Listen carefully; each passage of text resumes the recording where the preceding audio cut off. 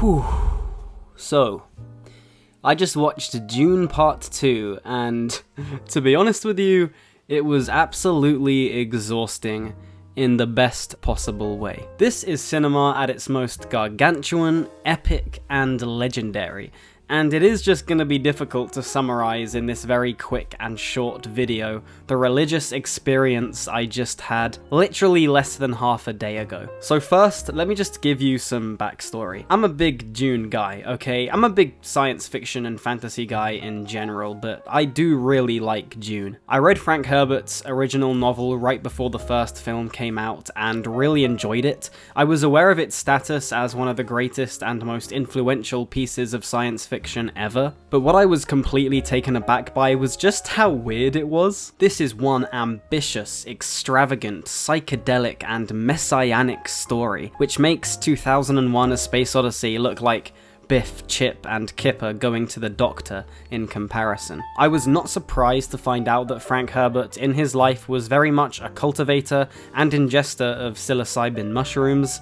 It's just a very strange but awesome book, completely up my street and somewhat understandably deemed unfilmable. Luckily for us though, Denis Villeneuve, who clearly belongs to the Stanley Kubrick school of if it can be written or thought it can be filmed, came out with Dune Part 1 a few years ago. It's a movie I instantly claimed to be a masterpiece. It was actually the first and, at the time of writing, only film I have ever gone to see 3 times in the cinema. And I think most people really liked this first Dune. There were definitely some who claimed it to be kind of slow and cold, and while I do understand where people were coming from there, to me that just is Dune, like that's what Dune is. In fact, I actually thought it was one of the best and most respectful adaptations of all time. There were definitely things which were changed, for example the character of Gurney Halleck, but in terms of the actual feel and tone of the book, which in my opinion is much more important than small plot points, I'd say Denis Villeneuve absolutely nailed it.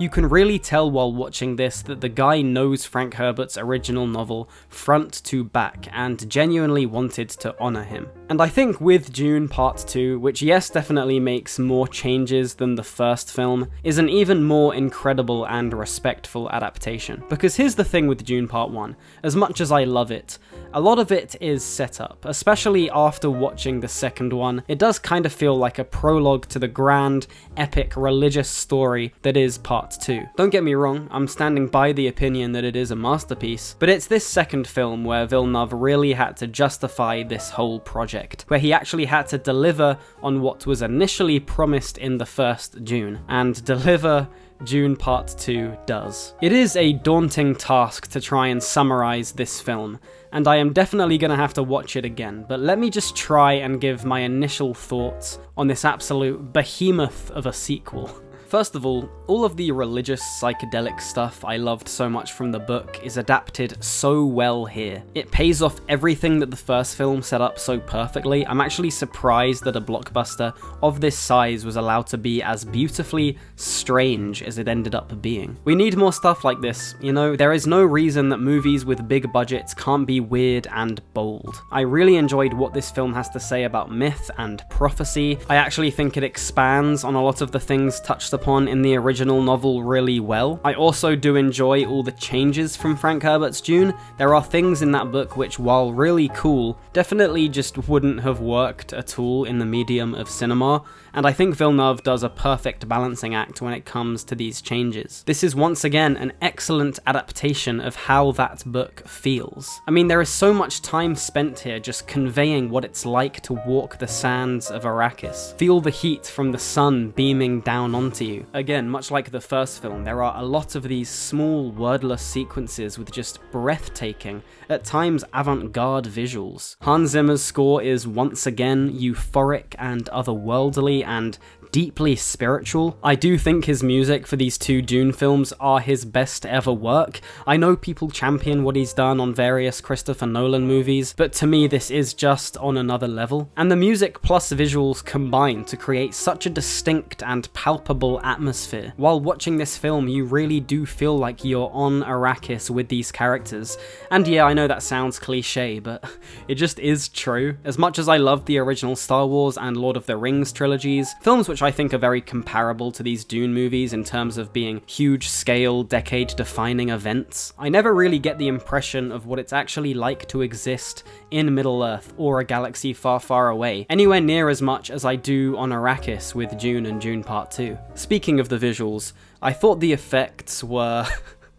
I mean, I don't even know what to say. I kind of feel like how I felt when first watching Avatar on the big screen, but not even James Cameron, I think, is able to convey size in the way Villeneuve and his special effects team does here. Not only do you just never question the realness of the ships and the worms, as far as I'm concerned, Arrakis is a real place and all these things actually happened, but the scale, the sheer scale of it all.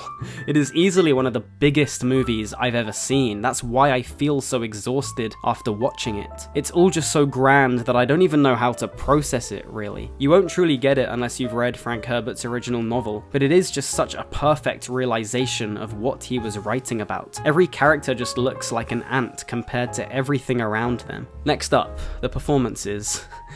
I have no notes. I could literally just go through every single actor in this movie and give them my seal of approval, but I'll just quickly shout out two performances I thought were particularly incredible. First of all, Javier Bardem. We've all seen No Country for Old Men, we all know he's one of the best actors of the 21st century, and here he once again proves why this is, taking the role so seriously just like he did in the first one.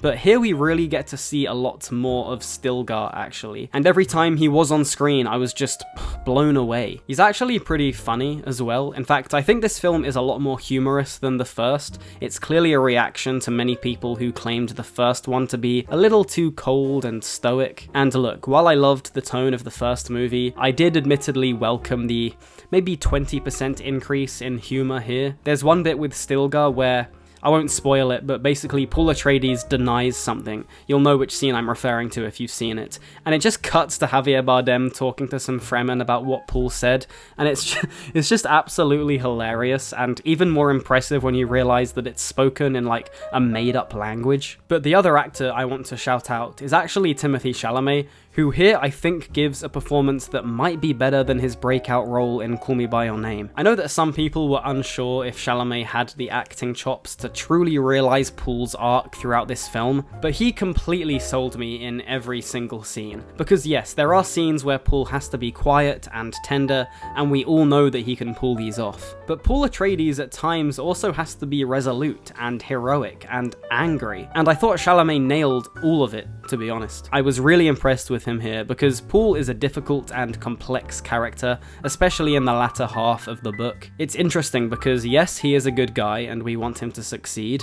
Yes, he is at first glance your typical Joseph Campbell-esque hero, but his arc is also kind of scary. I think it's what sets apart Dune from other science fiction and fantasy stories, because once you sort of realize what's happening to the guy, it's pretty horrifying. It's definitely a story which plays on our expectations, you know? It really has that be careful what you wish for vibe.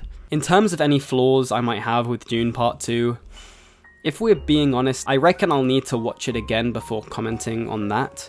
Like I said, this is just such an overwhelming and spiritually exhausting movie. I haven't really known what on earth to think or do or say since I came out of the cinema. All I know is that I'm pretty sure I've just watched something special. It is not often that a film like this comes along with the budget and across-the-board technical brilliance and the vast host of incredible actors all at the top of their game, all taking the thing so seriously, all the while being a story which is so strange and thematically complex, and which is handled with such care and dedication and ambition. It's a very impressive piece of work, but I think that's all I can say about it right now. I'm definitely gonna have to watch this thing again very soon. I might end up making another video on it, and that will probably be a spoiler review, but if not, I'm currently working on a Denis Villeneuve Worst the Best, so you can be sure I'll be talking about it again there. Probably near the end of the video, if we're being honest. Anyway, we're gonna leave it there. Please let me know what you thought of Dune Part 2 in the comment section. I'd love to hear your takes because I have just been completely speechless since I watched it. Denis Villeneuve, the guy is currently on one of the best winning streaks in cinema history. I cannot wait to see what he makes next, whether that's Dune Messiah or something else. But yeah, I hope you're having a good day, and I'll catch you in the next one.